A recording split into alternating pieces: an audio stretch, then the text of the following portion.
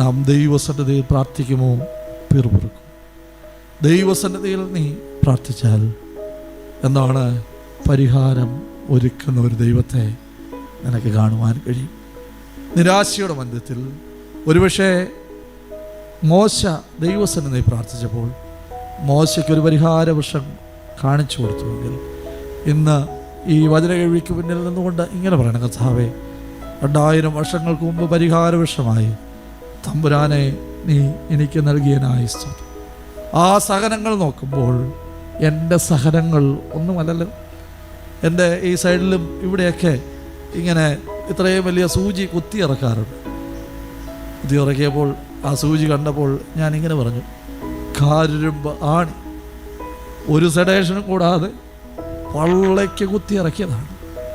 അതുകൊണ്ട് ഈ സൂചി, ചെറിയൊരു സൂചി കണ്ടിട്ട് നിരാശപ്പെടുന്നില്ല. ഈ സഹനങ്ങളുടെ മധ്യത്തിൽ എന്നോട് ചേർന്ന് നിൽക്കുന്ന ഒരു ദൈവമുണ്ട് എന്ന് വിശ്വസിക്കുവാൻ ഇടയായി.